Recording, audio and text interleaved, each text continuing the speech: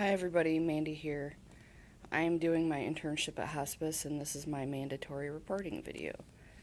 Um, I apologize, I had to do my video on my phone because my computer uh, video camera is kind of screwed up right now.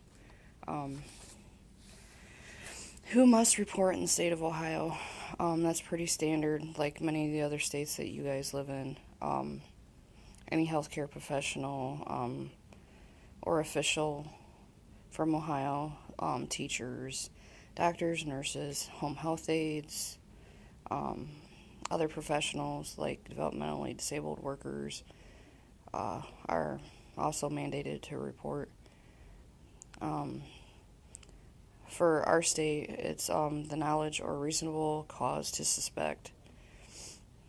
Anybody that faces a threat of suffering any physical or mental wound or injury, disability or condition of a nature that indicates abuse or neglect.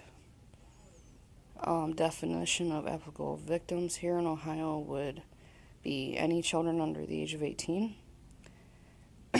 or developmentally disabled individuals or physically impaired individuals who might have the mental incapacity that would be under the age of 21.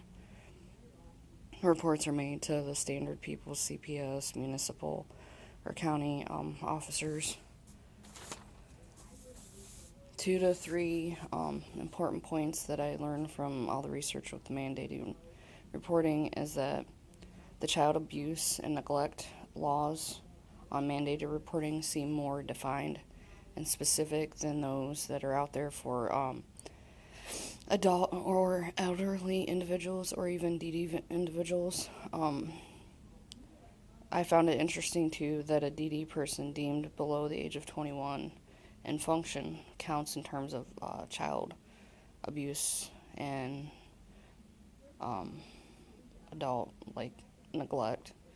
The other thing that I also learned that I found interesting and important was that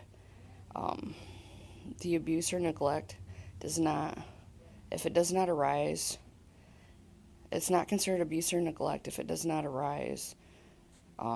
If it's like something that arises out of a parent's attempt to have an abortion. I found that pretty interesting.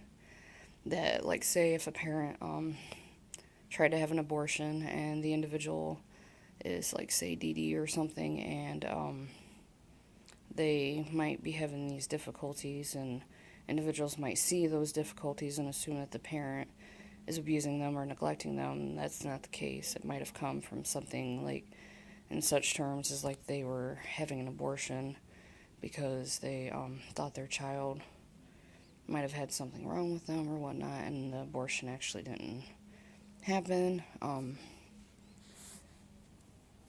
Our field agency over at hospice follows the same guidelines as any other professionals, social workers. There is no specific person to report to. We just follow the normal chain of reporting suspected case of abuse or neglect. I have not had to do any of that currently. I have not heard of anyone at hospice doing that. I do remember from my BSW internship where we had a case of a young girl who had frequent UTIs and was living with her uncle and stuff and had some other behavioral concerns that were on top of her already struggles that she had from being developmentally disabled. And we had to investigate because we suspected abuse from her uncle and neglect from her mother. Thankfully, it actually showed that she had other health issues going on, so even though we had to pursue that investigation into the abuse or neglect, we were very grateful to find out that that was not the case. My video is getting pretty short here.